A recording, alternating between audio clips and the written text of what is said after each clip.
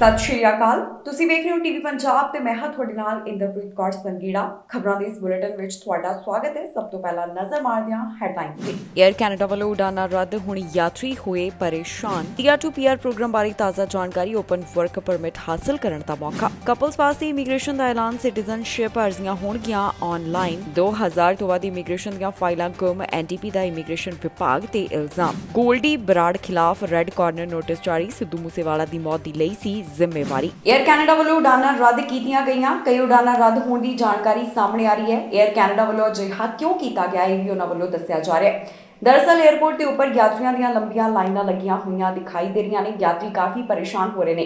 ਕਾਰਨ ਹੈ ਇੱਥੇ ਸਟਾਫ ਦੀ ਕਮੀ, ਜਿਸ ਨੂੰ ਧਿਆਨ ਵਿੱਚ ਰੱਖਦਿਆਂ ਏਅਰ ਕੈਨੇਡਾ ਵੱਲੋਂ ਉਡਾਨਾਂ ਰੱਦ ਕਰਨ ਸੰਬੰਧੀ ਦੱਸਿਆ ਗਿਆ। ਏਅਰ ਕੈਨੇਡਾ ਵੱਲੋਂ ਕਈ ਉਡਾਨਾਂ ਰੱਦ ਕੀਤੀਆਂ ਜਾ ਰਹੀਆਂ ਨੇ। ਜਾਣਕਾਰੀ ਮੁਤਾਬਕ ਏਅਰ ਕੈਨੇਡਾ ਵੱਲੋਂ 10% ਉਡਾਨਾਂ ਰੱਦ ਕਰ ਦਿੱਤੀਆਂ ਗਈਆਂ ਨੇ।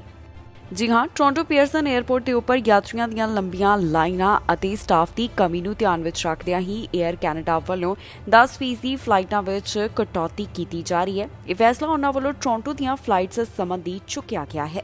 ਕੈਨੇਡਾ ਦੇ ਵੱਖ-ਵੱਖ ਏਅਰਪੋਰਟ ਦੇ ਉੱਪਰ ਯਾਤਰੀਆਂ ਨੂੰ ਪਰੇਸ਼ਾਨੀ ਦਾ ਸਾਹਮਣਾ ਕਰਨਾ ਪੈ ਰਿਹਾ ਹੈ।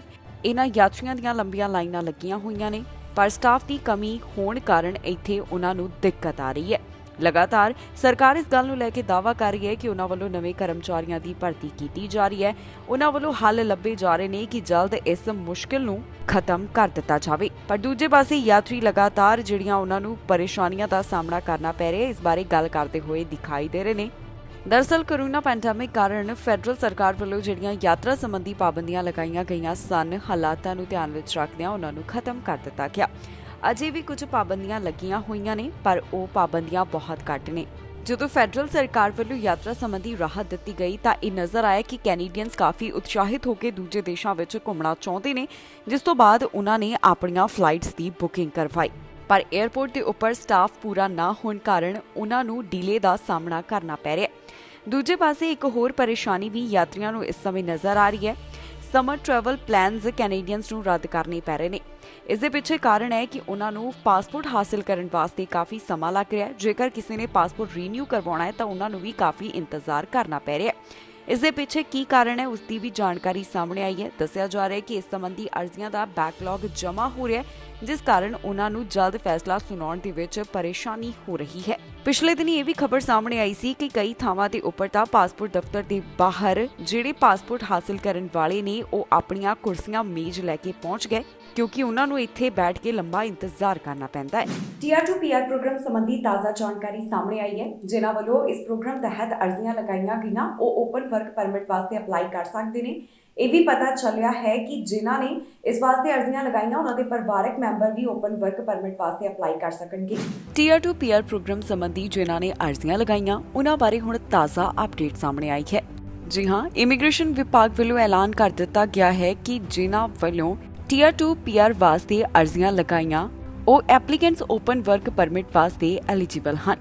ਇਸ ਤੋਂ ਇਲਾਵਾ 6 ਜੂਨ ਤੋਂ ਇਹਨਾਂ ਅਰਜ਼ੀਆਂ ਦੇ ਵਿੱਚ ਹੋਰ ਕੁਝ ਵੀ ਬਦਲਾਅ ਕੀਤੇ ਜਾ ਰਹੇ ਹਨ। Immigration, refugees and citizenship Canada ਦੇ ਐਲਾਨ ਮੁਤਾਬਕ ਐਪਲੀਕੈਂਟਸ ਦੇ ਪਰਿਵਾਰਕ ਮੈਂਬਰ ਜਿਹੜੇ ਕਿ ਕੈਨੇਡਾ ਤੋਂ ਬਾਹਰ ਰਹਿੰਦੇ ਹਨ ਉਹ ਵੀ ਓਪਨ ਵਰਕ ਪਰਮਿਟ ਲਈ ਅਪਲਾਈ ਕਰ ਸਕਦੇ ਨੇ। ਇਸ ਤੋਂ ਇਲਾਵਾ ਐਪਲੀਕੈਂਟਸ ਆਪਣੇ ਵਰਕ ਪਰਮਿਟ ਵਿੱਚ ਵਾਧਾ ਵੀ ਕਰ ਸਕਦੇ ਨੇ।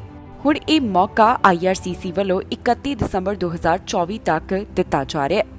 ਹੁਣ ਤੁਹਾਨੂੰ ਦੱਸਦੇ ਹਾਂ ਕਿ ਇਸ ਵਾਸਤੇ ਕਿਹੜੀਆਂ ਚੀਜ਼ਾਂ ਦਾ ਖਿਆਲ ਰੱਖਣਾ ਜ਼ਰੂਰੀ ਹੈ ਤੇ ਕੌਣ ਓਪਨ ਵਰਕ ਪਰਮਿਟ ਵਾਸਤੇ ਅਪਲਾਈ ਕਰ ਸਕਦੇ ਨੇ। ਇਸ ਵਾਸਤੇ ਅਪਲਾਈ ਕਰਨ ਲਈ ਤੁਹਾਡਾ ਕੈਨੇਡਾ ਵਿੱਚ ਹੋਣਾ ਜ਼ਰੂਰੀ ਹੈ। ਉਮੀਦਵਾਰ ਲਈ ਜ਼ਰੂਰੀ ਹੈ ਕਿ ਉਸਨੇ ਟੀਆਰ ਟੂ ਪੀਆਰ ਸੰਬੰਧੀ ਆਪਣੀ ਫਾਈਲ ਲਗਾਈ ਹੋਵੇ। ਇਸ ਤੋਂ ਇਲਾਵਾ ਤੁਸੀਂ ਕੈਨੇਡਾ ਵਿੱਚ ਕੰਮ ਕਰਨ ਵਾਸਤੇ ਆਥੋਰਾਈਜ਼ਡ ਹੋਣੇ ਚਾਹੀਦੇ ਹੋ। ਤੁਹਾਡੇ ਕੋਲ ਇੱਕ ਵੈਲਿਡ ਵਰਕ ਪਰਮਿਟ ਹੋਣਾ ਜ਼ਰੂਰੀ ਹੈ। ਇਸ ਪਾਥਵੇ ਵਾਸਤੇ ਅਪਲਾਈ ਕਰਨ ਲਈ ਤੁਹਾਡੇ ਲਈ ਜ਼ਰੂਰੀ ਹੈ ਕਿ ਤੁਸੀਂ ਭਾਸ਼ਾ ਦੀ ਜ਼ਰੂਰਤ ਨੂੰ ਵੀ ਪੂਰਾ ਕਰੋ। ਇਸ ਤੋਂ ਇਲਾਵਾ ਤੁਹਾਡੇ ਕੋਲ ਕੈਨੇਡਾ ਵਿੱਚ ਰਹਿਣ ਦਾ ਇੱਕ ਸਹੀ ਇਮੀਗ੍ਰੇਸ਼ਨ ਸਟੇਟਸ ਹੋਣਾ ਵੀ ਜ਼ਰੂਰੀ ਹੈ।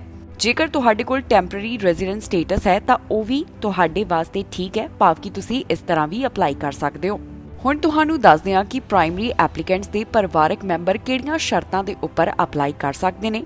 ਜਿਹੜੇ ਪਰਿਵਾਰਕ ਮੈਂਬਰ ਅਪਲਾਈ ਕਰਨਗੇ ਉਹਨਾਂ ਵਾਸਤੇ ਜ਼ਰੂਰੀ ਹੈ ਕਿ ਉਹਨਾਂ ਦੀ ਉਮਰ 18 ਸਾਲ ਜਾਂ ਫਿਰ ਇਸ ਤੋਂ ਵੱਧ ਹੋਵੇ, ਉਹ ਕੈਨੇਡਾ ਦੇ ਬਾਹਰ ਜਾਂ ਫਿਰ ਕੈਨੇਡਾ ਦੇ ਅੰਦਰ ਰਹਿੰਦੇ ਹੋਣ। ਜਿਹੜੇ ਪ੍ਰਿੰਸੀਪਲ ਐਪਲੀਕੈਂਟ ਵੱਲੋਂ PR ਵਾਸਤੇ ਅਪਲਾਈ ਕੀਤਾ ਗਿਆ ਉਸ ਦੇ ਸਪਾਊਸ, ਕਾਮਨ ਲਾਅ ਪਾਰਟਨਰ ਜਾਂ ਫਿਰ ਡਿਪੈਂਡੈਂਟ ਚਾਈਲਡ ਇਸ ਵਾਸਤੇ ਅਪਲਾਈ ਕਰ ਸਕਦੇ ਨੇ। ਇਸ ਦੇ ਨਾਲ ਹੀ ਦੱਸ ਦਈਏ ਕਿ ਜੇਕਰ ਤੁਹਾਡੇ ਕੋਲ ਵੈਲਿਡ ਵਰਕ ਪਰਮਿਟ ਹੈ ਤਾਂ ਇਸ ਦੇ ਐਕਸਪਾਇਰ ਹੋਣ ਦੇ 4 ਮਹੀਨੇ ਤੋਂ ਪਹਿਲਾਂ ਤੁਸੀਂ ਅਪਲਾਈ ਕਰ ਸਕਦੇ ਹੋ। ਇਮੀਗ੍ਰੇਸ਼ਨ ਬਾਰੇ ਇੱਕ ਚੰਗੀ ਖਬਰ ਸਾਹਮਣੇ ਆਈ ਹੈ।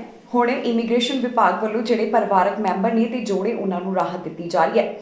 ਆਨਲਾਈਨ ਸਿਟੀਜ਼ਨਸ਼ਿਪ ਸੈਰੇਮਨੀ ਦੇ ਬਾਰੇ ਦੱਸਿਆ ਗਿਆ ਜੋ ਕਿ ਉਹਨਾਂ ਵੱਲੋਂ ਹੁਣ ਕਪਲ ਅਤੇ ਪਰਿਵਾਰਕ ਮੈਂਬਰਾਂ ਵਾਸਤੇ ਲਿਆਂਦੀ ਜਾਵੇਗੀ। ਕੈਨੇਡਾ ਵੱਲੋਂ ਕੋਸ਼ਿਸ਼ ਕੀਤੀ ਜਾ ਰਹੀ ਹੈ ਕਿ ਜਲਦ ਤੋਂ ਜਲਦ ਕਈ ਅਡਲਟਸ ਵਾਸਤੇ ਆਨਲਾਈਨ ਸਿਟੀਜ਼ਨਸ਼ਿਪ ਐਪਲੀਕੇਸ਼ਨਸ ਖੋਲ੍ਹ ਦਿੱਤੀਆਂ ਜਾਣ। ਅਜਿਹਾ ਉਹਨਾਂ ਵੱਲੋਂ 2022 ਫਾਲ ਤੱਕ ਕਰਨ ਦਾ ਟੀਚਾ ਤੈਅ ਕੀਤਾ ਜਾ ਰਿਹਾ ਹੈ। ਜੀ ਹਾਂ, immigration, refugees and citizenship Canada ਦੇ ਮੁਤਾਬਕ ਬਹੁਤ ਸਾਰੇ ਜੋੜੇ ਤੇ ਪਰਿਵਾਰਕ ਮੈਂਬਰ ਹੁਣ ਆਨਲਾਈਨ ਸਿਟੀਜ਼ਨਸ਼ਿਪ ਵਾਸਤੇ ਅਪਲਾਈ ਕਰ ਸਕਣਗੇ। ਮੌਜੂਦਾ ਸਮੇਂ ਆਨਲਾਈਨ ਸਿਟੀਜ਼ਨਸ਼ਿਪ ਅਰਜ਼ੀਆਂ ਵਾਸਤੇ ਸਿਰਫ ਜਿਹੜੇ ਸਿੰਗਲ ਅਡਲਟ ਨੇ ਉਹੀ ਅਪਲਾਈ ਕਰ ਪਾ ਰਹੇ ਨੇ, ਪਰ ਹੁਣ ਇਹ ਮੌਕਾ ਜੋੜੇ ਅਤੇ ਹੋਰ ਪਰਿਵਾਰਕ ਮੈਂਬਰਾਂ ਨੂੰ ਵੀ ਦਿੱਤਾ ਜਾਵੇਗਾ। ਹੁਣ IRCC ਵੱਲੋਂ ਇਸ ਗੱਲ ਨੂੰ ਲੈ ਕੇ ਕੰਮ ਕੀਤਾ ਜਾ ਰਿਹਾ ਹੈ ਕਿ ਐਪਲੀਕੇਸ਼ਨ ਦੇ ਵਿੱਚ ਉਹਨਾਂ ਵੱਲੋਂ ਵਾਅਦਾ ਕੀਤਾ ਜਾਵੇ, ਜਿਸ ਵਾਸਤੇ ਟਾਰਗੇਟ ਰੱਖਿਆ ਜਾ ਰਿਹਾ ਹੈ ਕਿ ਅਜਿਹਾ ਫਾਲ 2022 ਤੱਕ ਕੀਤਾ ਜਾ ਸਕੇ। ਇਸ ਤੋਂ ਇਲਾਵਾ ਦੱਸ ਦਈਏ ਕਿ ਨਵੰਬਰ 2021 ਦੌਰਾਨ IRCC ਵੱਲੋਂ ਇੱਕ ਅਪਡੇਟ ਸਾਂਝੀ ਕੀਤੀ ਗਈ ਸੀ, ਜਿੱਥੇ ਉਹਨਾਂ ਨੇ ਅਪਡੇਟ ਸਾਂਝੀ ਕੀਤੀ ਸੀ ਕਿ ਕਲਾਇੰਟ IMM 5476 ਹੁਣ ਰਿਪਰੈਜ਼ੈਂਟੇਟਿਵ ਫਾਰਮ ਦੇ ਜ਼ਰੀਏ ਜਮ੍ਹਾਂ ਕਰਵਾ ਸਕਦੇ ਹਨ। ਇਸ ਤੋਂ ਬਾਅਦ ਅਗਸਤ 2021 ਦੌਰਾਨ IRCC ਵੱਲੋਂ ਇਸ ਗੱਲ ਨੂੰ ਲੈ ਕੇ ਦਾਅਵਾ ਕੀਤਾ ਗਿਆ ਸੀ ਕਿ ਜਲਦ ਹੀ ਉਹਨਾਂ ਵੱਲੋਂ ਸਿਟੀਜ਼ਨਸ਼ਿਪ ਅਰਜ਼ੀਆਂ ਆਨਲਾਈਨ ਪਰਿਵਾਰਕ ਮੈਂਬਰਾਂ ਵਾਸਤੇ ਤੇ ਮਾਈਨਰ ਵਾਸਤੇ ਵੀ ਕਰ ਦਿੱਤੀਆਂ ਜਾਣਗੀਆਂ। ਇਸ ਬਾਰੇ ਉਹਨਾਂ ਨੇ ਇਸ ਸਾਲ ਦੇ ਆਖਿਰ ਤੱਕ ਦੀ ਜਾਣਕਾਰੀ ਸਾਂਝੀ ਕੀਤੀ ਗਈ ਸੀ। ਇਸ ਤੋਂ ਬਾਅਦ ਨਵੰਬਰ 2021 ਦੌਰਾਨ IRCC ਵਿਭਾਗ ਵੱਲੋਂ ਪ੍ਰੂਫ ਆਫ ਸਿਟੀਜ਼ਨਸ਼ਿਪ ਐਪਲੀਕੈਂਟਸ ਵਾਸਤੇ ਇੱਕ ਆਨਲਾਈਨ ਪੋਰਟਲ ਦੀ ਸ਼ੁਰੂਆਤ ਕੀਤੀ। ਦੱਸ ਦਈਏ ਕਿ IRCC ਵਿਭਾਗ ਵੱਲੋਂ ਲਗਾਤਾਰ ਉਪਰਾਲੇ ਕੀਤੇ ਜਾ ਰਹੇ ਹਨ ਕਿ ਇਮੀਗ੍ਰੇਸ਼ਨ ਦੇ ਪੱਧਰ ਵਿੱਚ ਹੋਰ ਵੀ ਜ਼ਿਆਦਾ ਸੁਧਾਰ ਲਿਆਂਦਾ ਜਾਵੇ।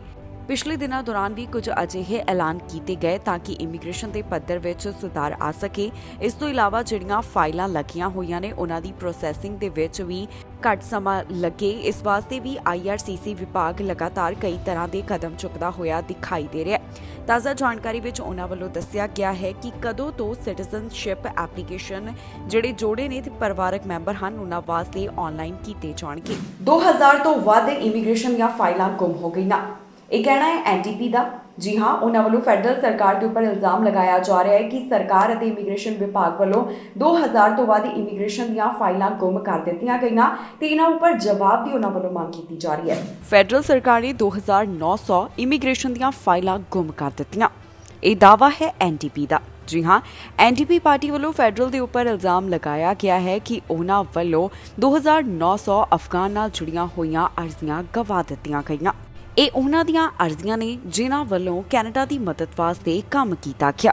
ਦੱਸ ਦਈਏ ਕਿ DND ਆਫੀਸ਼ੀਅਲਸ ਵੱਲੋਂ ਇਹ ਜਾਣਕਾਰੀ ਦਿੱਤੀ ਗਈ ਕਿ 3800 ਵਿੱਚੋਂ 900 ਅਰਜ਼ੀਆਂ ਦੇ ਉੱਪਰ ਹੀ ਇਮੀਗ੍ਰੇਸ਼ਨ ਵਿਭਾਗ ਵੱਲੋਂ ਫੈਸਲਾ ਸੁਣਾਇਆ ਗਿਆ। ਭਾਵ ਕਿ ਸਿਰਫ ਇੰਨੀਆਂ ਅਰਜ਼ੀਆਂ ਹੀ immigration, refugees and citizenship Canada department ਵੱਲੋਂ ਮਨਜ਼ੂਰ ਕੀਤੀਆਂ ਗਈਆਂ ਨੇ। ਇਸ ਤੋਂ ਬਾਅਦ NDP ਇਮੀਗ੍ਰੇਸ਼ਨ ਕ੍ਰਿਟਿਕ ਜੈਨੀ ਕਹਿੰਦੇ ਨੇ ਕਿ ਇਸ ਦਾ ਇਹ ਮਤਲਬ ਹੈ ਕਿ ਸਰਕਾਰ ਤੇ ਇਮੀਗ੍ਰੇਸ਼ਨ ਵਿਭਾਗ ਨੇ 2900 ਫਾਈਲਾਂ ਕਿਧਰੇ ਗੁੰਮ ਕਰ ਦਿੱਤੀਆਂ। NDP ਨੇ ਕਿਹਾ ਕਿ ਇਹ ਫਾਈਲਾਂ ਉਹਨਾਂ ਨੂੰ ਨਹੀਂ ਮਿਲ ਰਹੀਆਂ ਤੇ ਉਹਨਾਂ ਨੂੰ ਨਹੀਂ ਪਤਾ ਕਿ ਇਹ ਕਿੱਥੇ ਚਲੀਆਂ ਗਈਆਂ। ਇਸ ਬਾਰੇ 12 ਮਈ ਦੌਰਾਨ ਇਮੀਗ੍ਰੇਸ਼ਨ ਮੰਤਰੀ ਵੱਲੋਂ ਪਾਰਲੀਮੈਂਟ ਕਮੇਟੀ ਅੱਗੇ ਆਪਣਾ ਪੱਖ ਰੱਖਿਆ ਗਿਆ। ਉਹਨਾਂ ਕਿਹਾ ਕਿ ਮੈਨੂੰ ਨਹੀਂ ਲੱਗਦਾ ਕਿ ਇਹ ਫਾਈਲਾਂ ਕਿਤੇ ਗੁੰਮ ਗਈਆਂ, ਕਿਉਂਕਿ ਇਸ ਦੇ ਪਿੱਛੇ ਕੋਈ ਕਾਰਨ ਨਹੀਂ ਹੈ ਕਿ ਇਸ ਗੱਲ ਨੂੰ ਮੰਨਿਆ ਜਾਵੇ। ਉਹਨਾਂ ਦੇ ਦਫ਼ਤਰ ਵੱਲੋਂ ਜਾਣਕਾਰੀ ਸਾਂਝੀ ਕਰਦਿਆਂ ਕਿਹਾ ਗਿਆ ਕਿ ਇਹ ਫਾਈਲਾਂ ਗੁੰਮ ਨਹੀਂ ਹੋਈਆਂ, ਬਲਕਿ ਇਹਨਾਂ ਦੀ ਇੰਟਰਵਿਊ ਰਿਕੁਐਸਟ ਨਾਮਨਜ਼ੂਰ ਕੀਤੀ ਗਈ। ਇਸ ਤੋਂ ਇਲਾਵਾ ਉਹਨਾਂ ਨੇ ਇਸ ਬਾਰੇ ਹੋਰ ਜਾਣਕਾਰੀ ਸਾਂਝੀ ਨਹੀਂ ਕੀਤੀ। ਇੱਥੇ ਵੀ ਦੱਸਣਯੋਗ ਹੈ ਕਿ NDP ਪਾਰਟੀ ਵੱਲੋਂ ਲਗਾਤਾਰ ਫੈਡਰਲ ਸਰਕਾਰ ਤੋਂ ਸਵਾਲ ਪੁੱਛੇ ਜਾ ਰਹੇ ਨੇ। 24 ਮਾਰਚ ਨੂੰ ਜਗਮੀਤ ਸਿੰਘ ਵੱਲੋਂ ਵੀ ਇਹ ਗੱਲ ਕਹੀ ਗਈ ਸੀ ਕਿ ਉਹਨਾਂ ਨੂੰ ਦੱਸਿਆ ਜਾਵੇ ਕਿ ਕੈਨੇਡਾ ਸਰਕਾਰ ਯੂਕਰੇਨ ਰਿਫਿਊਜੀਆਂ ਦੀ ਮਦਦ ਵਾਸਤੇ ਕਿਸ ਤਰ੍ਹਾਂ ਕੰਮ ਕਰ ਰਹੀ ਹੈ। ਇਸ ਸੰਬੰਧੀ ਉਹਨਾਂ ਨੇ ਲਿਬਰਲ ਸਰਕਾਰ ਤੋਂ ਜਵਾਬ ਮੰਗਿਆ ਸੀ। IRCC ਵੱਲੋਂ ਇਹਨਾਂ ਗੁੰਮ ਹੋਈਆਂ ਫਾਈਲਾਂ ਦੇ ਬਾਰੇ ਤਾਂ ਬਹੁਤੀ ਜਾਣਕਾਰੀ ਜਾਂ ਫਿਰ ਇਸ ਦੇ ਉੱਪਰ ਕਮੈਂਟ ਨਹੀਂ ਕੀਤਾ ਗਿਆ ਤੇ ਨਾ ਹੀ ਅਜੇ ਤੱਕ ਇਹ ਸਪਸ਼ਟ ਹੋ ਸਕਿਆ ਹੈ ਕਿ 2900 ਅਰਜ਼ੀਆਂ ਕਿੱਥੇ ਗਈਆਂ। ਇਹਨਾਂ ਦਾ ਨਤੀਜਾ ਅਜੇ ਵੀ ਸਭ ਦੇ ਸਾਹਮਣੇ ਨਹੀਂ ਆ ਸਕਿਆ। ਲਗਾਤਾਰ ਐਨਡੀਪੀ ਪਾਰਟੀ ਇਸ ਮੁੱਦੇ ਦੇ ਉੱਪਰ ਫੈਡਰਲ ਸਰਕਾਰ ਨੂੰ ਤੇ ਇਮੀਗ੍ਰੇਸ਼ਨ ਵਿਭਾਗ ਨੂੰ ਘੇਰਦੀ ਹੋਈ ਦਿਖਾਈ ਦੇ ਰਹੀ ਹੈ। ਸਿੱਧੂ ਮੂਸੇਵਾਲਾ ਦੀ ਮੌਤ ਦੀ ਜ਼ਿੰਮੇਵਾਰੀ ਲੈਣ ਵਾਲੇ Canada based gangster Goldy Brar ਖਿਲਾਫ ਵੱਡੀ ਕਾਰਵਾਈ ਦੀ ਤਿਆਰੀ ਕੀਤੀ ਜਾ ਰਹੀ ਹੈ। ਜੀ ਹਾਂ, ਗੋਲਡੀ ਬਰਾੜ ਖਿਲਾਫ ਰੈੱਡ ਕਾਰਨਰ ਨੋਟਿਸ ਜਾਰੀ ਕਰ ਦਿੱਤਾ ਗਿਆ, ਜਿਸ ਤੋਂ ਬਾਅਦ ਅੱਗੇ ਦੀ ਕਾਰਵਾਈ ਨੂੰ ਅੰਜਾਮ ਦਿੱਤਾ ਜਾਵੇਗਾ। ਇਸ ਦੇ ਬਾਰੇ ਹੁਣ ਸੀਬੀਆਈ ਵੱਲੋਂ ਵਧੇਰੇ ਜਾਣਕਾਰੀ ਸਾਂਝੀ ਕੀਤੀ ਗਈ ਹੈ। ਗੋਲਡੀ ਬਰਾੜ ਉਹੀ ਕੈਨੇਡਾ ਦਾ ਗੈਂਗਸਟਰ ਹੈ ਜਿਸਨੇ ਸਿੱਧੂ ਮੂਸੇਵਾਲਾ ਦੀ ਮੌਤ ਤੋਂ ਬਾਅਦ ਜ਼ਿੰਮੇਵਾਰੀ ਲਈ ਸੀ ਕਿ ਉਸਨੇ ਹੀ ਅਜਿਹਾ ਕੀਤਾ। ਸੋਸ਼ਲ ਮੀਡੀਆ ਦੇ ਉੱਪਰ ਪੋਸਟ ਪਾਈ ਗਈ ਸੀ। ਸਿੱਧੂ ਮੂਸੇਵਾਲਾ ਦੀ ਮੌਤ ਸੰਬੰਧੀ ਕਈ ਤਰ੍ਹਾਂ ਦੇ ਐਂਗਲ ਸਾਹਮਣੇ ਆ ਰਹੇ ਨੇ, ਕਈਆਂ ਦੇ ਨਾਮ ਸਾਹਮਣੇ ਆ ਰਹੇ ਨੇ, ਪਰ ਹੁਣ ਇਹ ਤਾਜ਼ਾ ਅਪਡੇਟ ਦੇ ਵਿੱਚ ਪਤਾ ਚੱਲਿਆ ਕਿ ਗੋਲਡੀ ਬਰਾੜ ਦੇ ਖਿਲਾਫ ਵੱਡੇ ਐਕਸ਼ਨ ਦੀ ਤਿਆਰੀ ਕੀਤੀ ਜਾ ਰਹੀ ਹੈ।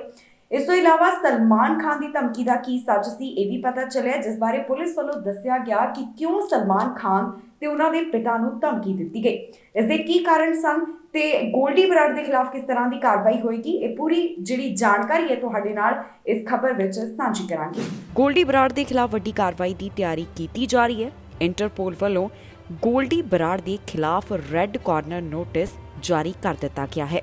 ਜੀ ਹਾਂ, ਪੰਜਾਬੀ ਗਾਇਕ ਸਿੱਧੂ ਮੂਸੇਵਾਲਾ ਦੀ ਮੌਤ ਦੀ ਜ਼ਿੰਮੇਵਾਰੀ ਗੋਲਡੀ ਬਰਾੜ ਵੱਲੋਂ ਲਈ ਗਈ ਤੇ ਹੁਣ ਉਸ ਦੇ ਖਿਲਾਫ ਵੱਡੀ ਕਾਰਵਾਈ ਹੋਣ ਜਾ ਰਹੀ ਹੈ। ਦੱਸੀਏ ਕਿ ਪੰਜਾਬੀ ਗਾਇਕ ਸਿੱਧੂ ਮੂਸੇਵਾਲਾ ਨੂੰ 29 ਮਈ ਵਾਲੇ ਦਿਨ ਗੋਲੀਆਂ ਮਾਰ ਕੇ ਮੌਤ ਦੇ ਘਾਟ ਉਤਾਰ ਦਿੱਤਾ ਗਿਆ। ਇਸ ਤੋਂ ਬਾਅਦ Canada based gangster Satinderjit Singh ਜਾਣੀ ਕਿ ਗੋਲਡੀ ਬਰਾੜ ਵੱਲੋਂ ਇਸ ਕਤਲ ਦੀ ਜ਼ਿੰਮੇਵਾਰੀ ਲਈ ਗਈ। ਗੋਲਡੀ ਬਰਾੜ ਨੇ ਸਿੱਧੂ ਮੂਸੇਵਾਲਾ ਦੀ ਮੌਤ ਤੋਂ ਬਾਅਦ ਹੀ ਇੱਕ ਪੋਸਟ ਪਾਈ ਸੀ। ਹੁਣ ਇਸ ਮਾਮਲੇ ਸੰਬੰਧੀ ਕਾਰਵਾਈ ਕਰਦਿਆਂ ਇੰਟਰਪੋਲ ਵੱਲੋਂ ਸਤਿੰਦਰਜੀਤ ਸਿੰਘ ਗੋਲਡੀ ਬਰਾੜ ਖਿਲਾਫ ਰੈੱਡ ਕਾਰਨਰ ਨੋਟਿਸ ਜਾਰੀ ਕਰ ਦਿੱਤਾ ਗਿਆ ਹੈ। ਗੋਲਡੀ ਬਰਾੜ ਮੌਜੂਦਾ ਸਮੇਂ ਕੈਨੇਡਾ ਵਿੱਚ ਰਹਿ ਰਿਹਾ ਹੈ। ਇਸ ਦੇ ਬਾਰੇ ਬਹੁਤੀ ਜਾਣਕਾਰੀ ਸੀਬੀਆਈ ਸੀਨੀਅਰ ਆਫੀਸ਼ੀਅਲ ਵੱਲੋਂ ਸਾਂਝੀ ਕੀਤੀ ਗਈ, ਜਿੱਥੇ ਉਹਨਾਂ ਨੇ ਆਰਸੀਐਨ ਜਾਰੀ ਕਰਨ ਦੇ ਬਾਰੇ ਅਪਡੇਟ ਦਿੱਤੀ ਹੈ। ਹੁਣ ਆਰਸੀਐਨ ਜਾਰੀ ਹੋਣ ਤੋਂ ਬਾਅਦ ਗੋਲਡੀ ਬਰਾੜ ਖਿਲਾਫ ਕਾਰਵਾਈ ਕੀਤੀ ਜਾਵੇਗੀ। ਗੋਲਡੀ ਬਰਾੜ ਦੀ ਜੇਕਰ ਗੱਲ ਕੀਤੀ ਜਾਵੇ ਤਾਂ ਉਹ ਪੰਜਾਬ ਵਿੱਚ ਸ਼੍ਰੀ ਮੁਕਤਸਰ ਸਾਹਿਬ ਨਾਲ ਸੰਬੰਧਿਤ ਦੱਸਿਆ ਜਾ ਰਿਹਾ, ਜੋ ਕਿ 2017 ਦੌਰਾਨ ਸਟੂਡੈਂਟ ਵੀਜ਼ਾ ਉੱਪਰ ਕੈਨੇਡਾ ਗਿਆ ਸੀ। ਉਹ ਲਾਰੈਂਸ ਬਿਸ਼ਨੋਈ ਗੈਂਗ ਦਾ ਐਕਟਿਵ ਮੈਂਬਰ ਦੱਸਿਆ ਜਾ ਰਿਹਾ ਹੈ। ਇਸ ਤੋਂ ਪਹਿਲਾਂ ਸੀਬੀਆਈ ਵੱਲੋਂ ਆਰਸੀਐਨ ਰਿਕੁਐਸਟ ਸੰਬੰਧੀ ਵੀ ਕੁਝ ਗੱਲਾਂ ਦੀ ਸਾਂਝ ਪਾਈ ਗਈ ਸੀ, ਜੋ ਕਿ ਬਰਾੜ ਦੇ ਖਿਲਾਫ ਸਨ। ਦੱਸੀਏ ਕਿ ਪੰਜਾਬ ਪੁਲਿਸ ਵੱਲੋਂ ਦਾਅਵਾ ਕੀਤਾ ਗਿਆ ਸੀ ਕਿ ਸਿੱਧੂ ਮੂਸੇਵਾਲਾ ਦੀ ਮੌਤ ਦੇ 10 ਦਿਨ ਪਹਿਲਾਂ ਉਨ੍ਹਾਂ ਵੱਲੋਂ ਗੈਂਗਸਟਰ ਬਰਾੜ ਖਿਲਾਫ ਰੈੱਡ ਨੋਟਿਸ ਦੀ ਮੰਗ ਕੀਤੀ ਗਈ ਸੀ, ਪਰ ਸੀਬੀਆਈ ਵੱਲੋਂ ਇਹ ਕਹਿ ਦਿੱਤਾ ਗਿਆ ਕਿ ਪੰਜਾਬ ਪੁਲਿਸ ਨੇ ਅਜਿਹਾ ਸਿੱਧੂ ਮੂਸੇਵਾਲਾ ਦੀ ਮੌਤ ਤੋਂ ਬਾਅਦ ਕੀਤਾ। ਇੱਥੇ ਇਹ ਵੀ ਦੱਸਣਯੋਗ ਹੈ ਕਿ ਸਿੱਧੂ ਮੂਸੇਵਾਲਾ ਦੀ ਮੌਤ ਦੀ ਘਟਨਾ ਤੋਂ ਬਾਅਦ ਸਲਮਾਨ ਖਾਨ ਅਤੇ ਉਨ੍ਹਾਂ ਦੇ ਪਿਤਾ ਨੂੰ ਵੀ ਮਾਰਨ ਦੀ ਧਮਕੀ ਦਿੱਤੀ ਗਈ। ਪੁਲਿਸ ਵੱਲੋਂ ਇਸ ਬਾਰੇ ਦੱਸਿਆ ਗਿਆ ਹੈ ਕਿ ਲਾਰੈਂਸ ਬਿਸ਼ਨੋਈ ਗੈਂਗ ਵੱਲੋਂ ਸਲਮਾਨ ਖਾਨ ਨੂੰ ਧਮਕੀ ਭਰਿਆ ਪੱਤਰ ਕਿਉਂ ਭੇਜਿਆ ਗਿਆ। ਪੁਲਿਸ ਦਾ ਕਹਿਣਾ ਹੈ ਕਿ ਲਾਰੈਂਸ ਬਿਸ਼ਨੋਈ ਗੈਂਗ ਵੱਲੋਂ ਸਲਮਾਨ ਖਾਨ ਤੋਂ ਪੈਸਾ ਲੈਣ ਸੰਬੰਧੀ ਹੀ ਅਜਿਹਾ ਕੀਤਾ ਗਿਆ ਕਿ ਉਹਨਾਂ ਨੂੰ ਧਮਕੀ ਭਰਿਆ ਪੱਤਰ ਭੇਜਿਆ। ਇਸ ਨਾਲ 3 ਲਾਰੈਂਸ ਬਿਸ਼ਨੋਈ ਗੈਂਗ ਦੇ ਮੈਂਬਰ ਜੁੜੇ ਹੋਏ ਦੱਸੇ ਜਾ ਰਹੇ ਨੇ, ਜਿਨ੍ਹਾਂ ਨੇ ਸਲਮਾਨ ਖਾਨ ਅਤੇ ਉਹਨਾਂ ਦੇ ਪਿਤਾ ਸਲੀਮ ਖਾਨ ਨੂੰ ਪੱਤਰ ਲਿਖਿਆ। ਇਸ ਵਿੱਚ ਗੈਂਗਸਟਰ ਵਿਕਰਮ ਬਰਾੜ ਦਾ ਵੀ ਨਾਮ ਸਾਹਮਣੇ ਆ ਰਿਹਾ ਹੈ, ਜੋ ਕਿ ਸਲਮਾਨ ਖਾਨ ਤੋਂ ਪੈਸਾ ਹਥਿਆਉਣਾ ਚਾਹੁੰਦੇ ਸਨ। ਇਹ ਦਾਅਵਾ ਕਿਸੇ ਹੋਰ ਵੱਲੋਂ ਨਹੀਂ ਬਲਕਿ ਪੁਲਿਸ ਵੱਲੋਂ ਹੀ ਕੀਤਾ ਗਿਆ ਹੈ। ਤੁਹਾਨੂੰ ਦੱਸ ਦਈਏ ਕਿ Vikram Brar Canada based gangster Goldy Brar ਦਾ ਭਰਾ ਹੈ, ਜੋ ਕਿ ਬਿਸ਼ਨੋਈ ਗੈਂਗ ਦਾ ਹੀ ਹਿੱਸਾ ਦੱਸਿਆ ਜਾ ਰਿਹਾ ਹੈ। ਇਮੀਗ੍ਰੇਸ਼ਨ ਵਿਭਾਗ ਵੱਲੋਂ ਵੱਡੇ ਐਕਸਪ੍ਰੈਸ ਐਂਟਰੀ ਡਰਾਅ ਦਾ ਐਲਾਨ ਕੀਤਾ ਗਿਆ, ਜਿਸ ਵਿੱਚ ਵੱਧ ਉਮੀਦਵਾਰਾਂ ਨੂੰ ਸੱਦੇ ਦਿੱਤੇ ਗਏ। ਦਰਅਸਲ ਵਿਭਾਗ ਵੱਲੋਂ ਪੀਐਨਪੀ ਸਪੈਸੀਫਿਕ ਡਰਾਅ ਕੱਢਿਆ ਗਿਆ, ਜਿਸ ਵਿੱਚ 900 ਤੋਂ ਵੱਧ ਨੂੰ ਪੱਕੇ ਹੋਣ ਦਾ ਮੌਕਾ ਦਿੱਤਾ ਗਿਆ ਹੈ। ਆਈਆਰਸੀਸੀ ਵੱਲੋਂ ਵੱਡੇ ਐਕਸਪ੍ਰੈਸ ਐਂਟਰੀ ਡਰਾਅ ਦਾ ਐਲਾਨ ਕੀਤਾ ਗਿਆ। ਮਾਰਚ ਮਹੀਨੇ ਤੋਂ ਲੈ ਕੇ ਹੁਣ ਤੱਕ ਪਹਿਲੀ ਵਾਰ ਅਜਿਹਾ ਹੋਇਆ ਜਦੋਂ ਪੀਐਨਪੀ ਸਪੈਸੀਫਿਕ ਵੱਡੇ ਡਰਾਅ ਦਾ ਐਲਾਨ ਕੀਤਾ ਗਿਆ ਹੋਵੇ। ਜਿਹੜਾ ਡਰਾਅ 8 ਜੂਨ ਨੂੰ ਕੱਢਿਆ ਗਿਆ, ਉਸ ਵਿੱਚ 900 ਤੋਂ ਵੱਧ ਇਨਵੀਟੇਸ਼ਨ ਜਾਰੀ ਕੀਤੇ ਗਏ। ਇਸ ਡਰਾਅ ਵਿੱਚ 932 ਐਕਸਪ੍ਰੈਸ ਐਂਟਰੀ ਕੈਂਡੀਡੇਟਸ ਨੂੰ ਪੀਆਰ ਵਾਸਤੇ ਅਪਲਾਈ ਕਰਨ ਦਾ ਮੌਕਾ ਦਿੱਤਾ ਗਿਆ। Immigration, refugees and citizenship Canada ਵੱਲੋਂ ਇਸ ਨਵੇਂ ਡਰਾਅ ਵਿੱਚ ਪ੍ਰੋਵਿੰਸ਼ੀਅਲ ਨੋਮੀਨੇਸ਼ਨ ਪ੍ਰੋਗਰਾਮ ਕੈਂਡੀਡੇਟਸ ਨੂੰ ਸੱਦੇ ਦਿੱਤੇ। ਦੱਸ ਦਈਏ ਕਿ ਜਿਹੜੇ ਉਮੀਦਵਾਰਾਂ ਨੂੰ ਇਨਵੀਟੇਸ਼ਨ ਹਾਸਿਲ ਹੋਈ, ਉਹਨਾਂ ਵਾਸਤੇ ਜ਼ਰੂਰੀ ਸੀ ਕਿ ਉਹਨਾਂ ਕੋਲ 796 ਘੱਟੋ ਘੱਟ ਸਕੋਰਸ ਹੋਣ। ਇਸ ਤੋਂ ਪਹਿਲਾਂ ਜਿਹੜਾ 2 ਮਾਰਚ ਨੂੰ ਡਰਾਅ ਕੱਢਿਆ ਗਿਆ ਸੀ, ਉਹ ਇੱਕ ਵੱਡਾ ਡਰਾਅ ਸੀ ਜਿੱਥੇ 1000 ਤੋਂ ਵੱਧ ਇਨਵੀਟੇਸ਼ਨ ਦਿੱਤੇ ਗਏ। ਇਸ ਤੋਂ ਬਾਅਦ ਜਿਹੜੇ ਵੀ ਡਰਾਅ ਐਲਾਨ ਕੀਤੇ ਗਏ, ਉਸ ਵਿੱਚ ਕਾਫੀ ਘੱਟ ਉਮੀਦਵਾਰਾਂ ਨੂੰ ਸੱਦੇ ਦਿੱਤੇ ਜਾਂਦੇ ਸਨ। 2 ਮਾਰਚ ਨੂੰ ਕੱਢੇ ਗਏ ਡਰਾਅ ਵਿੱਚ 1047 ਉਮੀਦਵਾਰਾਂ ਦੀ ਕਿਸਮਤ ਜਾਗੀ ਸੀ। ਇਸ ਤੋਂ ਪਹਿਲਾਂ ਜਾਣੀ ਕਿ ਤਾਜ਼ਾ ਡਰਾਅ ਤੋਂ ਪਹਿਲਾਂ ਜਿਹੜਾ ਡਰਾਅ ਕੱਢਿਆ ਗਿਆ ਸੀ ਉਸ ਵਿੱਚ IRCC ਵੱਲੋਂ 599 PNP ਕੈਂਡੀਡੇਟਸ ਨੂੰ ਇਨਵੀਟੇਸ਼ਨ ਦਿੱਤੇ ਅਤੇ ਇਹਨਾਂ ਵਿੱਚ ਇਨਵੀਟੇਸ਼ਨ ਹਾਸਲ ਕਰਨ ਲਈ ਉਹਨਾਂ ਕੋਲ 741 ਸਕੋਰਸ ਹੋਣੇ ਜ਼ਰੂਰੀ ਰਹੇ। ਇੱਥੇ ਇਹ ਵੀ ਦੱਸਣਯੋਗ ਹੈ ਕਿ ਹੁਣ ਐਕਸਪ੍ਰੈਸ ਐਂਟਰੀ ਵਿੱਚ ਇਮੀਗ੍ਰੇਸ਼ਨ ਵਿਭਾਗ ਵੱਲੋਂ ਕੁਝ ਨਵੇਂ ਬਦਲਾਅ ਵੀ ਕੀਤੇ ਜਾ ਰਹੇ ਨੇ, ਜਿਸ ਬਾਰੇ ਇਮੀਗ੍ਰੇਸ਼ਨ ਮੰਤਰੀ ਪਹਿਲਾਂ ਹੀ ਜਾਣਕਾਰੀ ਸਾਂਝੀ ਕਰ ਚੁੱਕੇ ਨੇ। ਜਾਣਕਾਰੀ ਮੁਤਾਬਕ ਐਕਸਪ੍ਰੈਸ ਐਂਟਰੀ ਵਾਸਤੇ 16 ਨਵੇਂ ਆਕਿਊਪੇਸ਼ਨ ਹੁਣ ਐਲੀਜੀਬਲ ਹੋਣ ਜਾ ਰਹੇ ਨੇ। ਅਜਿਹਾ ਨਵੰਬਰ ਮਹੀਨੇ ਤੋਂ ਹੋਵੇਗਾ। ਜਿਹੜੇ ਆਕਿਊਪੇਸ਼ਨ ਇਸ ਲਿਸਟ ਵਿੱਚ ਸ਼ਾਮਿਲ ਕੀਤੇ ਗਏ ਉਹਨਾਂ ਦੇ ਨਾਮ ਕੁਝ ਇਸ ਪ੍ਰਕਾਰ ਨੇ: payroll administrators, dental assistants and dental laboratory assistants, nurse aides, order lines and patient service associates, pharmacy technical assistants and pharmacy assistants, elementary and secondary school teacher assistants, sheriff and bailiffs, correctional service officer, by law enforcement and other regulatory officers, residential and commercial installers and servicers, pest controllers and fumigators, other repairers and servicers, transport truck drivers, bus driver, subway operators and other transit operators, heavy equipment operators ਅਤੇ ਹੋਰ ਕੁਝ ਕਾਰੋਬਾਰ ਇਸ list ਵਿੱਚ ਸ਼ਾਮਿਲ ਕੀਤੇ ਗਏ ਨੇ। ਕੈਨੇਡਾ ਦੇ ਕਈ ਸੂਬਿਆਂ ਵਿੱਚ ਹੁਣ ਤੱਕ ਬਰਡ ਫਲੂ ਨਾਲ ਜੁੜੇ ਹੋਏ ਮਾਮਲੇ ਸਾਹਮਣੇ ਆ ਚੁੱਕੇ ਨੇ। ਬ੍ਰਿਟਿਸ਼ ਕੋਲੰਬੀਆ ਵਿੱਚ ਵੀ ਕੁਝ ਇਸ ਤਰ੍ਹਾਂ ਦੇ ਹਾਲਾਤ ਦੇਖਣ ਨੂੰ ਮਿਲ ਰਹੇ ਨੇ, ਜਿੱਥੇ ਆਊਟਬ੍ਰੇਕਸ ਦੇ ਬਾਰੇ ਪਤਾ ਚੱਲਿਆ। ਕੀ ਸੂਬੇ ਵਿੱਚ ਹਾਲਾਤ ਬਣੇ ਹੋਏ ਨੇ, ਕੀ ਜਾਣਕਾਰੀ ਹੈ, ਉਹ ਲਗਾਤਾਰ ਦੱਸਿਆ ਜਾ ਰਿਹਾ ਹੈ। ਜਾਣਕਾਰੀ ਬ੍ਰਿਟਿਸ਼ ਕੋਲੰਬੀਆ ਤੋਂ ਸਾਹਮਣੇ ਆ ਰਹੀ ਹੈ, ਜਿੱਥੇ ਬਰਡ ਫਲੂ ਦੇ ਮਾਮਲਿਆਂ ਵਿੱਚ ਵਾਧਾ ਦਰਜ ਕੀਤਾ ਜਾ ਰਿਹਾ ਹੈ। ਇੱਥੇ ਬਰਡ ਫਲੂ ਨਾਲ ਜੁੜੇ ਹੋਏ 15 ਨਵੇਂ ਮਾਮਲਿਆਂ ਦੀ ਪੁਸ਼ਟੀ ਹੋਈ ਹੈ। ਜਾਣਕਾਰੀ ਮੁਤਾਬਕ ਕੈਨੇਡੀਅਨ ਫੂਡ ਇੰਸਪੈਕਸ਼ਨ ਏਜੰਸੀ ਦਾ ਕਹਿਣਾ ਹੈ ਕਿ ਬ੍ਰਿਟਿਸ਼ ਕੋਲੰਬੀਆ ਵਿੱਚ ਬਰਡ ਫਲੂ ਦੇ ਮਾਮਲੇ ਲਗਾਤਾਰ ਵਧ ਰਹੇ ਹਨ ਤੇ ਇਸ ਨਾਲ ਜੁੜੇ ਹੋਏ ਮਾਮਲੇ ਲਗਾਤਾਰ ਸਾਹਮਣੇ ਆ ਰਹੇ ਨੇ। ਏਜੰਸੀ ਮੁਤਾਬਕ ਪ੍ਰੋਵਿੰਸ ਵਿੱਚ ਪੀਸ ਰਿਵਰ ਅਤੇ ਸਮਰਲੈਂਡ ਖੇਤਰਾਂ ਵਿੱਚ 15 ਨਵੇਂ ਕੇਸਾਂ ਦੀ ਪੁਸ਼ਟੀ ਹੋਈ ਹੈ। ਫੂਡ ਇੰਸਪੈਕਸ਼ਨ ਏਜੰਸੀ ਦਾ ਕਹਿਣਾ ਹੈ ਕਿ ਸਾਰੇ ਪ੍ਰਭਾਵਿਤ ਪੰਛੀਆਂ ਨੂੰ ਕੁਆਰੰਟਾਈਨ ਕਰ ਦਿੱਤਾ ਗਿਆ ਹੈ ਅਤੇ 10 ਕਿਲੋਮੀਟਰ ਦੇ ਘੇਰੇ ਵਿੱਚ ਪੋਲਟਰੀ ਪਾਲਕਾਂ ਨੂੰ ਸੂਚਿਤ ਕਰ ਦਿੱਤਾ ਗਿਆ। ਦੱਸ ਦਈਏ ਕਿ ਐਲਬਰਟਾ ਅਤੇ ਓਨਟਾਰੀਓ ਸਮੇਤ ਹੋਰਨਾਂ ਸੂਬਿਆਂ ਵਿੱਚ ਕਰੀਬ 1.7 ਮਿਲੀਅਨ ਬਰਡਸ ਇਸ ਵਾਇਰਸ ਦਾ ਸ਼ਿਕਾਰ ਹੋ ਚੁੱਕੇ ਨੇ, ਜਿਨ੍ਹਾਂ ਦੀ ਮੌਤ ਦੀ ਗੱਲ ਦੱਸੀ ਜਾ ਰਹੀ ਹੈ। ਕੈਨੇਡੀਅਨ ਫੂਡ ਇੰਸਪੈਕਸ਼ਨ ਏਜੰਸੀ ਨੇ ਕਿਹਾ ਹੈ ਕਿ ਦੇਸ਼ ਭਰ ਵਿੱਚ ਘੱਟੋ-ਘੱਟ 68 ਪੋਲਟਰੀ ਫਾਰਮ ਵਾਇਰਸ ਨਾਲ ਪ੍ਰਭਾਵਿਤ ਹੋਏ ਨੇ।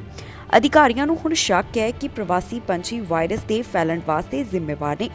ਅਧਿਕਾਰੀਆਂ ਵੱਲੋਂ ਪੋਲਟਰੀ ਮਾਲਕਾਂ ਨੂੰ ਆਪਣੇ ਪੰਛੀਆਂ ਨੂੰ ਜੰਗਲੀ ਪੰਛੀਆਂ ਤੋਂ ਵੱਖ ਰੱਖਣ ਅਤੇ ਪ੍ਰਵਾਸੀ ਪੰਛੀਆਂ ਦੁਆਰਾ ਵਰਤੇ ਜਾਂਦੇ ਪਾਣੀ ਦੇ ਸਰੋਤਾਂ ਤੋਂ ਦੂਰ ਰੱਖਣ ਦੀ ਅਪੀਲ ਕੀਤੀ ਜਾ ਰਹੀ ਹੈ।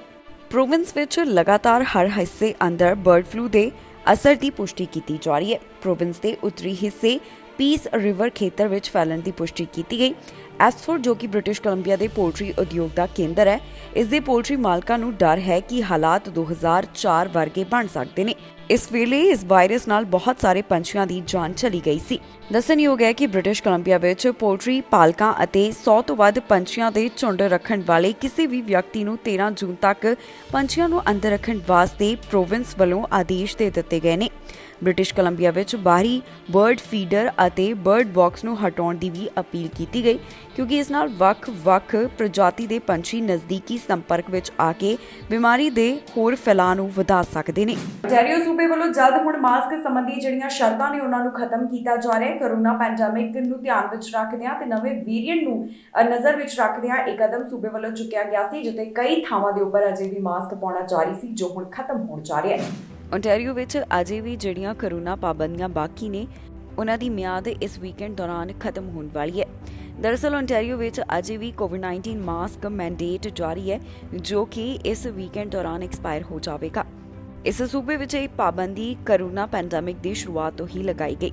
ਲਗਭਗ 2 ਸਾਲ ਦਾ ਸਮਾਂ ਹੋ ਚੁੱਕਿਆ ਹੈ ਜਦੋਂ ਤੋਂ ਇੱਥੇ ਮਾਸਕ ਪਾਉਣਾ ਲਾਜ਼ਮੀ ਹੈ। ਇਸ ਤੋਂ ਪਹਿਲਾਂ 21 ਮਾਰਚ ਨੂੰ ਮਾਸਕ ਲਾਜ਼ਮੀ ਸੰਬੰਧੀ ਐਲਾਨ ਕਰਦਿਆਂ ਕਿਹਾ ਗਿਆ ਕਿ ਕਾਫੀ ਥਾਵਾਂ ਦੇ ਉੱਪਰ ਮਾਸਕ ਪਾਉਣਾ ਜ਼ਰੂਰੀ ਨਹੀਂ ਹੈ, ਪਰ ਬਾਅਦ ਦੇ ਵਿੱਚ ਇਸ ਨੂੰ ਹਾਈ ਰਿਸਕ ਲੋਕੇਸ਼ਨ ਅਤੇ ਹੋਰ ਕਈ ਥਾਵਾਂ ਦੇ ਉੱਪਰ ਲਾਜ਼ਮੀ ਰੱਖਿਆ ਗਿਆ।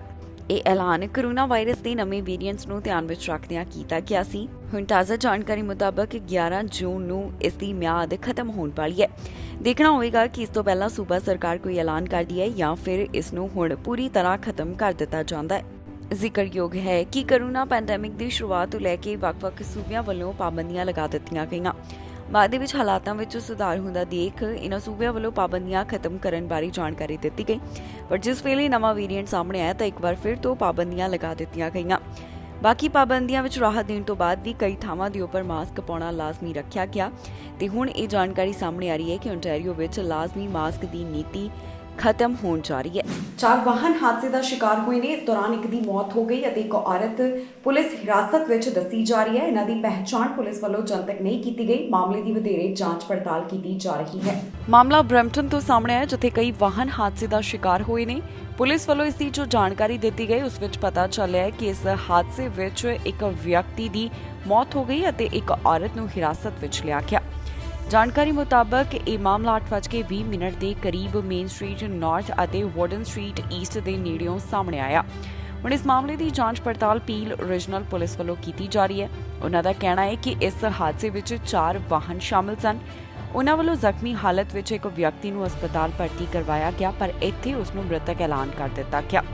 ਇਸ ਤੋਂ ਇਲਾਵਾ ਹਾਦਸੇ ਵਿੱਚ ਕਿਸੇ ਹੋਰ ਦੇ ਵੀ ਜ਼ਖਮੀ ਹੋਣ ਦੀ ਜਾਣਕਾਰੀ ਸਾਹਮਣੇ ਨਹੀਂ ਆ ਰਹੀ। ਪੁਲਿਸ ਵੱਲੋਂ ਇਸ ਦੇ ਸੰਬੰਧ ਵਿੱਚ ਇੱਕ ਔਰਤ ਨੂੰ ਹਿਰਾਸਤ ਵਿੱਚ ਲਿਆ ਪਰ ਅਜੇ ਉਸ ਬਾਰੇ ਬਹੁਤੀ ਜਾਣਕਾਰੀ ਪੁਲਿਸ ਵਿਭਾਗ ਵੱਲੋਂ ਸਾਂਝੀ ਨਹੀਂ ਕੀਤੀ ਗਈ। ਪੁਲਿਸ ਵੱਲੋਂ ਹੁਣ ਤੱਕ ਪੀੜਤ ਦਾ ਨਾਮ ਜਨਤਕ ਨਹੀਂ ਕੀਤਾ ਗਿਆ ਤੇ ਜਿਹੜੀ ਔਰਤ ਗ੍ਰਿਫਤਾਰ ਕੀਤੀ ਗਈ ਹੈ ਉਸ ਦੀ ਪਹਿਚਾਣ ਵੀ ਅਜੇ ਉਹਨਾਂ ਵੱਲੋਂ ਨਹੀਂ ਦੱਸੀ ਗਈ। ਆਫੀਸਰਸ ਵੱਲੋਂ ਇਸ ਸੰਬੰਧ ਵਿੱਚ ਜਿਹੜੀ ਡਿਟੇਲ ਦਿੱਤੀ ਗਈ ਹੈ ਆਓ ਤੁਹਾਨੂੰ ਸੁਣਾਉਂਦੇ ਹਾਂ। For a multi-vehicle collision in the area of Vaughan Street East and Main Street North in the city of Brampton. Upon emergency services arrival, we learned that it was a 4-vehicle collision and an adult male was transported to local hospital by ambulance in life-threatening condition. We have since learned that this male has succumbed to his injuries and was pronounced deceased at hospital. As you can see behind us, we have our major collision bureau processing the scene. Our ident services will be here shortly as well as our aerial support services. We have a number of road closures in the area. This whole intersection will be closed for a number of hours for the scene to be processed. We are asking anybody who may have been in the area at the time of the incident to contact our investigators if they heard or saw anything, or anybody in the area who may have been driving by with dash cam video.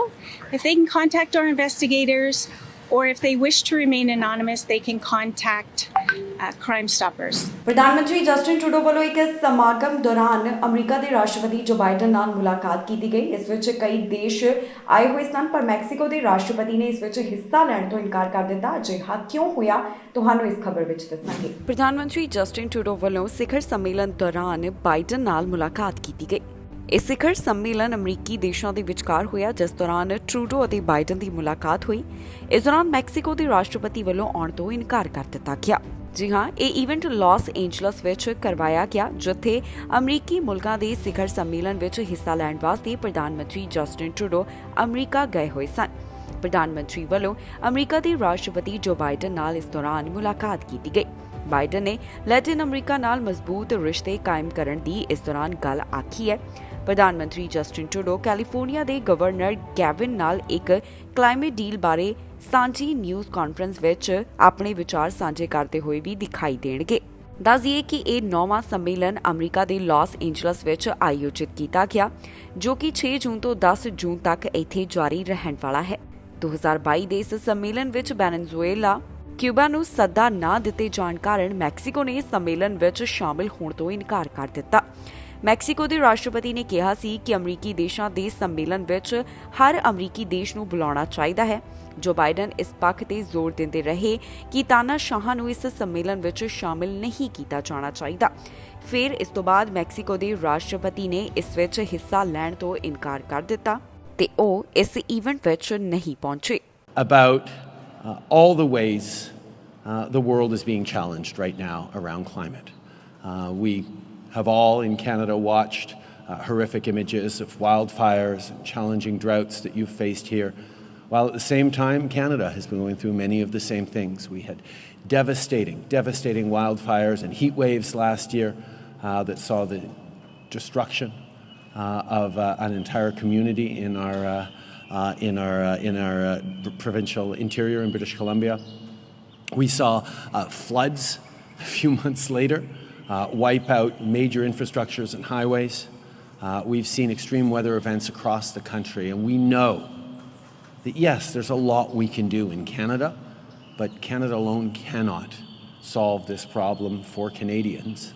We need to work with everyone to solve the problems of the world. And that's why over the past years we have been leaning forward as much as possible, either at the COP conventions to move forward on global pushes on putting prices on pollution, or more directly recognizing the unbelievable role that subnational governments and municipalities have to play in fighting climate change and bringing citizens along. And we've seen it over the years where a federal government is unwilling, or because of log jams, and in this case Republican interference, unable to actually move forward on the kind of climate leadership that's necessary. ਇਸ ਦੇ ਨਾਲ ਹੀ ਜਾਂਦੇ ਜਾਂਦੇ ਇੱਕ ਵਾਰ ਫਿਰ ਤੋਂ ਨਜ਼ਰ ਮਾਰਦੇ ਹਾਂ ਹੈਡਲਾਈਨਸ ਤੇ। 에ਅਰ ਕੈਨੇਡਾ ਵੱਲੋਂ ਉਡਾਨਾਂ ਰੱਦ, ਹੁਣ ਯਾਤਰੀ ਹੋਏ ਪਰੇਸ਼ਾਨ। ਟੀਆਰ ਟੂ ਪੀਆਰ ਪ੍ਰੋਗਰਾਮ ਬਾਰੇ ਤਾਜ਼ਾ ਜਾਣਕਾਰੀ, ਓਪਨ ਵਰਕ ਪਰਮਿਟ ਹਾਸਲ ਕਰਨ ਦਾ ਮੌਕਾ। ਕਪਲਸ ਵਾਸਤੇ ਇਮੀਗ੍ਰੇਸ਼ਨ ਦਾ ਐਲਾਨ, ਸਿਟੀਜ਼ਨਸ਼ਿਪ ਅਰਜ਼ੀਆਂ ਹੋਣਗੀਆਂ ਆਨਲਾਈਨ। 2000 ਤੋਂ ਵੱਧ ਇਮੀਗ੍ਰੇਸ਼ਨ ਦੀਆਂ ਫਾਈਲਾਂ ਗੁੰਮ, ਐਨਡੀਪੀ ਦਾ ਇਮੀਗ੍ਰੇਸ਼ਨ ਵਿਭਾਗ ਤੇ ਇਲਜ਼ਾਮ। ਗੋਲਡੀ ਬਰਾੜ ਖਿਲਾਫ ਰੈੱਡ ਕਾਰਨਰ ਨੋਟਿਸ ਜਾਰੀ, ਸਿੱਧੂ ਮੂਸੇਵਾਲਾ ਦੀ ਮੌਤ ਦੀ ਲਈ ਸੀ ਜ਼ਿੰਮੇਵਾਰੀ। ਖਬਰਾਂ ਦੇ ਇਸ ਬੁਲੇਟਿਨ ਵਿੱਚ ਨਹੀਂ, ਫਿਲਹਾਲ ਮੈਨੂੰ ਇੰਦਰਪ੍ਰੀਤ ਕੌਰ ਸੰਗੀੜਾ ਨੂੰ ਦਿਓ ਇਜਾਜ਼ਤ ਤੇ ਤੁਸੀਂ ਵੇਖਦੇ ਰਹੋ ਟੀਵੀ ਪੰਜਾਬ।